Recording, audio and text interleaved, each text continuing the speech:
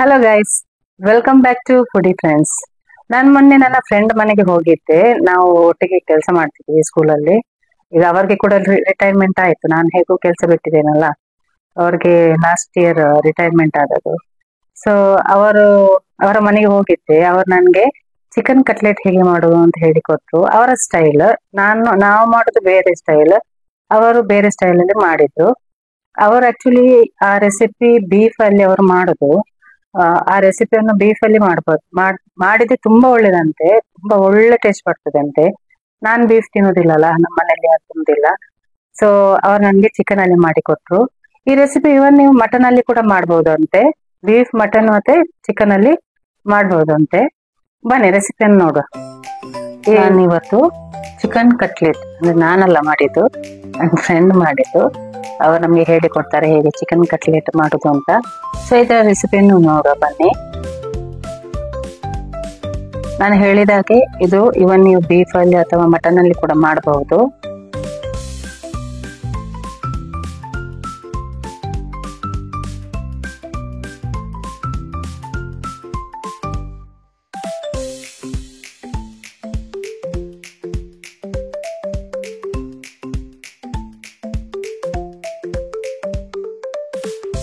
ಮೊದಲಿಗೆ ಸ್ವಲ್ಪ ಮಸಾಲವನ್ನು ಗ್ರೈಂಡ್ ಮಾಡ್ಲಿಕ್ಕೆ ಉಂಟು. ಅದಕ್ಕೆ 1 ಟೀ ಸ್ಪೂನ್ ಪೆಪ್ಪರ್, ಒಂದು ಚಿಕ್ಕ ಪೀಸ್ ದಾಲ್ಚೀನಿ, ಮತ್ತೆ ಸ್ವಲ್ಪ ಲವಂಗ, ಮತ್ತೆ ಸ್ವಲ್ಪ ಪುದೀನ, ಮತ್ತೆ ಒಂದು 4-5 ಗ್ರೀನ್ ಚಿಲ್ಲೀಸ್ ನಿಮ್ಗೆ ಹೇಗೆ ಬೇಕು ಹಾಗೆ ಹಾಕ್ಬಹುದು. ಫಸ್ಟಿಗೆ ನಾವು ಖಾಲಿ ಡ್ರೈ ಮಸಾಲವನ್ನು ಗ್ರೈಂಡ್ ಮಾಡುವ, ಮತ್ತೆ ಪುದೀನ ಮತ್ತೆ ಗ್ರೀನ್ ಚಿಲ್ಲೀಸ್ ಅನ್ನು ಹಾಕುವ. ಇಲ್ಲದಿದ್ರೆ ಇದು ಕರೆಕ್ಟ್ ಗ್ರೈಂಡ್ ಆಗುದಿಲ್ಲ, ಅದಕ್ಕೋಸ್ಕರ. ನೋಡಿ, ಇದು ಗ್ರೈಂಡ್ ಮಾಡಿ ಆಗಿದೆ. ಈಗ ಗ್ರೀನ್ ಚಿಲ್ಲೀಸ್ ಮತ್ತೆ ಪುದೀನವನ್ನು ಹಾಕ್ತಾ ಇದ್ದಾರೆ. ಅವ್ರಿಗೆ ಸ್ವಲ್ಪ ಸ್ವಲ್ಪ ಹೆಲ್ಪ್ ಮಾಡಿದೆ ನಾನು ಸಹ. 1 ಟೀ ಸ್ಪೂನ್ ಇದಕ್ಕೆ ಜಿಂಜರ್ ಗಾರ್ಲಿಕ್ ಪೇಸ್ಟ್ ಹಾಕಿದ್ರು. ನೋಡಿ, ಹೀಗೆ ಕೋಸ್ಲಿ ಗ್ರೈಂಡ್ ಮಾಡ್ಲಿಕ್ಕೆ, ತುಂಬಾ ಸ್ಮೂತ್ ಗ್ರೈಂಡ್ ಮಾಡ್ಲಿಕ್ಕೆ ಇಲ್ಲ. ಈಗ ನೆಕ್ಸ್ಟ್ ಪೊಟೆಟೊ ಮತ್ತೆ ಈರುಳ್ಳಿ ಚಾಪ್ ಮಾಡಿ ಇಡೀರಿ. ಮತ್ತೆ ಒಂದು 4 ಪೊಟೆಟೊ ಬೇಕು. ಇದು 1 kg ಮಾಡುದು ನಾವು. 1 kg ಮಿನ್ಸ್ಡ್ ಚಿಕನ್ ತಂದಿದ್ದಾರೆ ಅವರು. ಈಗ ಫಸ್ಟ್ ಬಾಯ್ಲ್ ಮಾಡಿ ಇಟ್ಟಿದ್ರು. ಸೊ ಇದನ್ನು ಸ್ಮ್ಯಾಶ್ ಮಾಡ್ತಿದ್ದೆ ನಾನೀಗ. ಈಗ ಸ್ಟಾರ್ಟ್ ಮಾಡ್ತಿದ್ದಾರೆ. ಒಂದು ಕುಕ್ಕರ್ ಅಲ್ಲಿ ಮಾಡ್ತಿದ್ದಾರೆ ಅವರು. ಸೊ ಒಂದು ಕುಕ್ಕರಿಗೆ 4-5 ಟೀ ಸ್ಪೂನ್ ಎಣ್ಣೆ ಹಾಕಿ, ಇದಕ್ಕೆ ದೊಡ್ಡ 2 ಈರುಳ್ಳಿಯನ್ನು ಚಾಪ್ ಮಾಡಿ ಇಡೀರಿ. ಅದನ್ನು ಹಾಕಿ ಇದನ್ನು ಫ್ರೈ ಮಾಡಿ, ಚೆನ್ನಾಗಿ ಫ್ರೈ ಮಾಡಬೇಕು.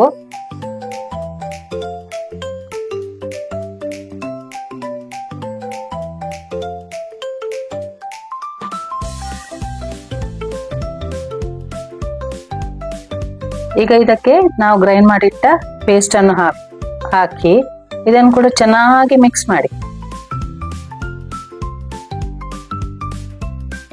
ಇದಕ್ಕೆ ಈಗ 1 ಟೀ ಸ್ಪೂನ್ ಗರಂ ಮಸಾಲನ್ನು ಹಾಕಿ ಒಳ್ಳೆ ಮಾಡಿ ಮಿಕ್ಸ್ ಆದ ನಂತರ ಇದಕ್ಕೆ ಮಿನ್ಸ್ಡ್ ಚಿಕನ್ ಅನ್ನು ಹಾಕಿ. ನೀವು ಬೀಫ್ ಮಾಡಿದ್ರೆ ಬೀಫ್ ಹಾಕಿ, ಮಿನ್ಸ್ಡ್ ಬೀಫ್, ಮಟನ್ ಮಾಡೋದಾದ್ರೆ ಮೀನ್ಸ್ ಮಟನ್ ಹಾಕಬಹುದು. ತಕ್ಕಷ್ಟು ಉಪ್ಪನ್ನು ಹಾಕಿ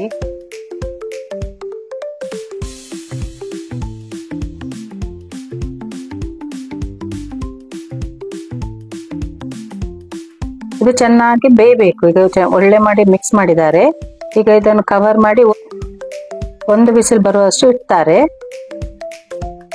ಅಷ್ಟುವರೆಗೆ ಒಂದು ಬೌಲ್ಗೆ ಎಗ್ ವೈಟ್ ಅನ್ನು, ಖಾಲಿ ಎಗ್ ವೈಟ್ ಮಾತ್ರ ತೆಗೆದು ಹಾಕ್ಬೇಕು, ಎಲ್ಲೋ ಸಪ್ರೇಟ್ ಇಡೀರಿ.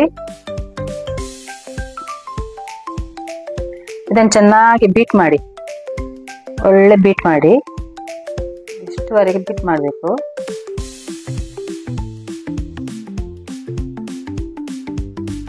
ಮತ್ತೆ ಬ್ರೆಡ್ ಕ್ರಮ್ಸ್ ಅನ್ನು ರೆಡಿ ಮಾಡಿ ಇಡೀರಿ. ಈಗ ನೋಡಿ, ಇದರಲ್ಲಿ ಸ್ವಲ್ಪ ನೀರಿತ್ತು, ಅದನ್ನೆಲ್ಲ ಡ್ರೈ ಮಾಡಿದ್ದೀವಿ. ಒಳ್ಳೆ ಡ್ರೈ ಆಗಿದೆ.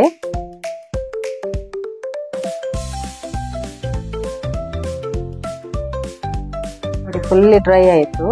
ಈಗ ಇದಕ್ಕೆ ಸ್ಮ್ಯಾಶ್ ಮಾಡಿಟ್ಟ ಪೊಟೆಟೊನ್ನು ಹಾಕಿ ಒಳ್ಳೆ ಮಾಡಿ ಮಿಕ್ಸ್ ಮಾಡಬೇಕು.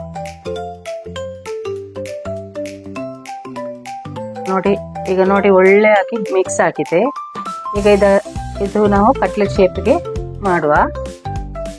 ನೀವು ಯಾವ ಶೇಪ್ ಕೂಡ ಮಾಡಬಹುದು, ಹೀಗೆ ಮಾಡಬೇಕು ಅಂತ ಏನಿಲ್ಲ. ನಿಮಗೆ ಯಾವ ಶೇಪ್ ಬೇಕೋ ಆ ಶೇಪ್ ಕಟ್ಲೆಟ್ ಮಾಡಬಹುದು.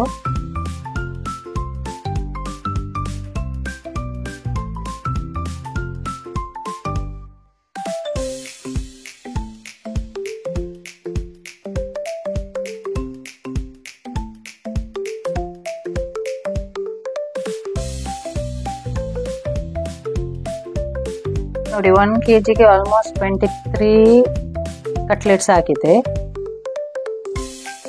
ಈಗ ಇದನ್ನು ನಾವು ಫ್ರೈ ಮಾಡ್ಲಿಕ್ಕೆ ಉಂಟಲ್ಲ, ಅದಕ್ಕೆ ಫಸ್ಟಿಗೆ ನಾವು ಬ್ರೆಡ್ ಕ್ರಮ್ಸ್ ಅಲ್ಲಿ ಇದನ್ನು ಕೋಟ್ ಮಾಡಬೇಕು.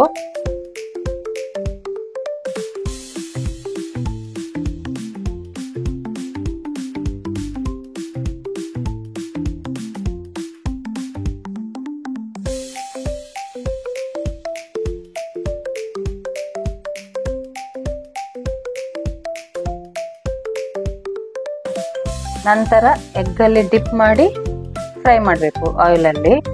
ಶಾಲೋ ಫ್ರೈ ಮಾಡಿ, ಡೀಪ್ ಫ್ರೈ ಬೇಡ.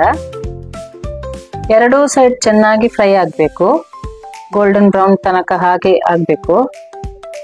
ನಾನು ನಿಮಗೆ ತೋರಿಸ್ತೇನೆ ಎಷ್ಟುವರೆಗೆ ಫ್ರೈ ಆಗಬೇಕು ಅಂತ. ಅವರ ಕಿಚನ್ ಎಲ್ಲ ಸೂಪರ್ ಉಂಟು, ಮಾಡರ್ನ್ ಕಿಚನ್ ಅವರದ್ದು.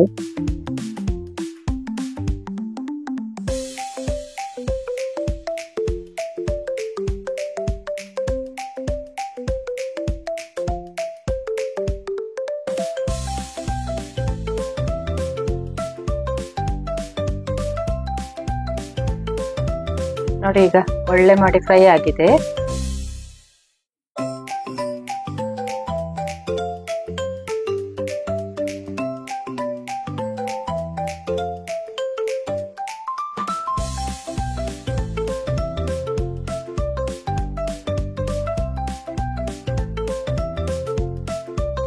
ಇದನ್ನು ತೆಗೆದಿಡು, ಒಂದು ನ್ಯಾಪ್ಕಿನ್ ಇಡೀರಿ, ಯಾಕಂದ್ರೆ ಸ್ವಲ್ಪ ಎಣ್ಣೆ ಬಿಡ್ತದಲ್ಲ.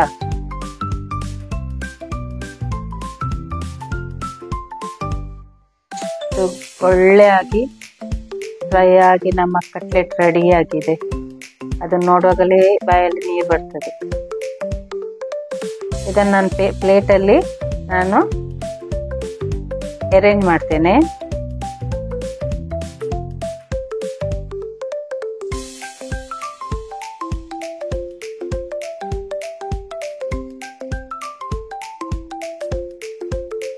ನಮ್ಮ ಕಟ್ಲೆಟ್ ರೆಡಿ ಆಗಿದೆ. ನಾವು ಟೇಸ್ಟ್ ಮಾಡಿ ನೋಡುವ. ಎಷ್ಟು ಸಾಫ್ಟ್ ಆಗಿ ಉಂಟಂದ್ರೆ ಹೇಳಲಿಕ್ಕೆ ಆಗುದಿಲ್ಲ. ಸೂಪರ್ ಟೇಸ್ಟ್ ಆಗಿತ್ತು. ಟ್ರೈ ಮಾಡಿ ನೋಡಿ ಇದನ್ನು.